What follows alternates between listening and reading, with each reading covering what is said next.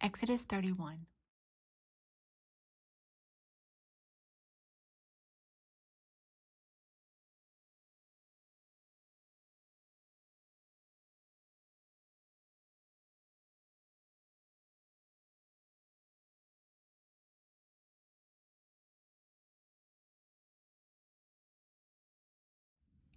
In carving wood, and to work in all manner of workmanship.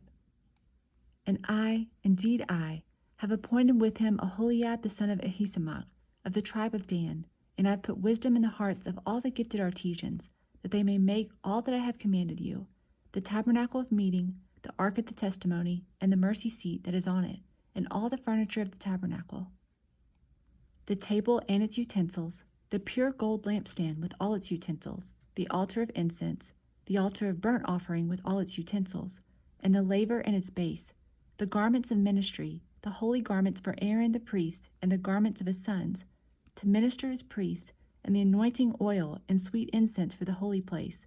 According to all that I have commanded you, they shall do. And the Lord spoke to Moses, saying, Speak also to the children of Israel, saying, Surely my Sabbaths you shall keep, for it is a sign between me and you throughout your generations, that you may know that I am the Lord who sanctifies you. You shall keep the Sabbath, therefore, for it is holy to you. Anyone who profanes it shall surely be put to death, for whoever does any work on it, that person shall be cut off from among his people. Work shall be done for 6 days, but the seventh is the Sabbath of rest, holy to the Lord. Whoever does any work on the Sabbath day, he shall surely be put to death. Therefore, the children of Israel shall keep the Sabbath, to observe the Sabbath throughout their generations as a perpetual covenant. It is a sign between me and the children of Israel forever. For in 6 days the Lord made the heavens and the earth, and on the seventh day he rested and was refreshed. And when he had made an end of speaking with him on Mount Sinai, he gave Moses 2 tablets of the testimony, tablets of stone, written with the finger of God. Exodus 32. Now when the people saw that Moses delayed coming down from the mountain, the people gathered together to Aaron and said to him, Come, make us gods that shall go before us. For as for this Moses, the man who brought us up out of the land of Egypt, we do not know what has become of him.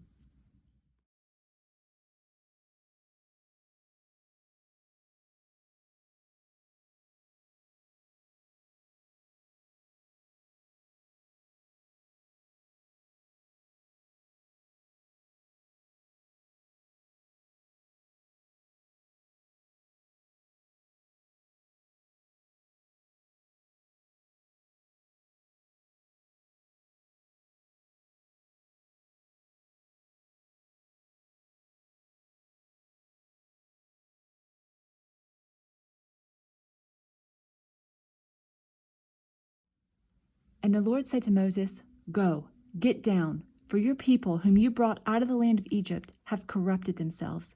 They have turned aside quickly out of the way which I commanded them.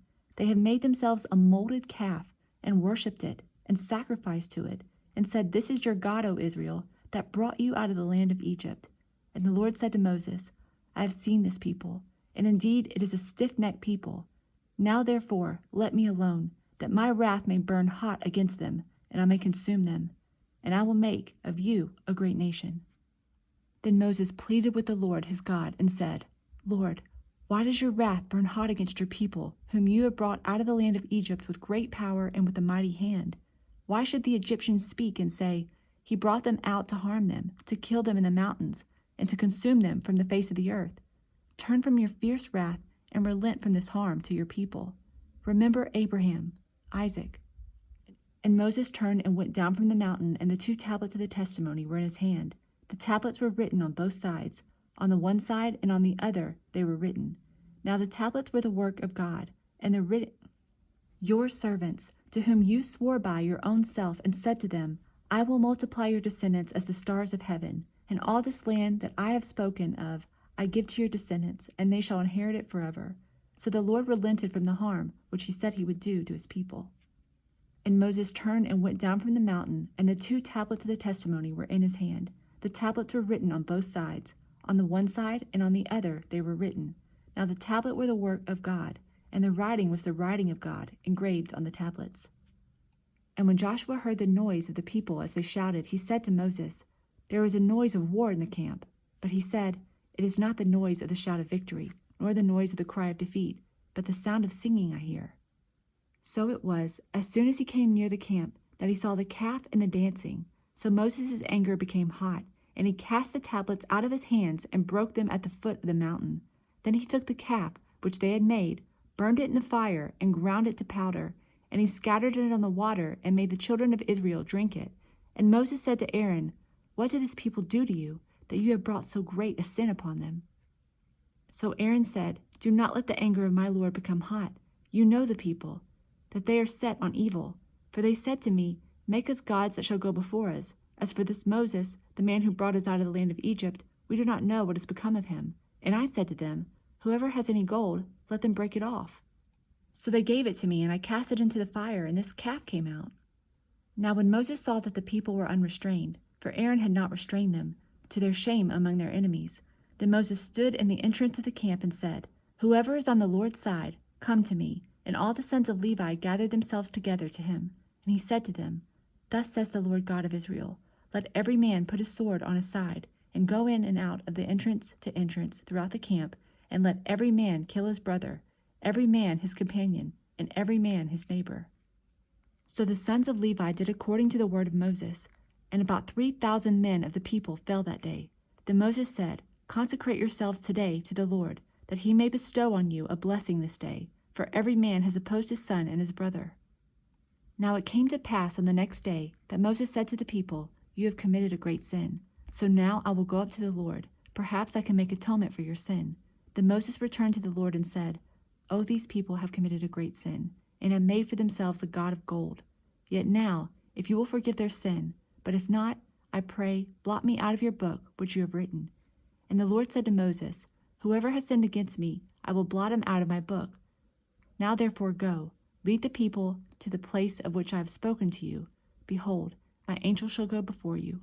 Nevertheless, in the day when I visit for punishment, I will visit punishment upon them for their sin." So the Lord plagued the people because of what they did with the calf which Aaron made.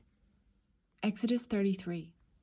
Then the Lord said to Moses, "Depart and go up from here, you and the people whom you brought out of the land of Egypt, to the land which I swore to Abraham, Isaac, and Jacob, saying, 'To your descendants I will give it.'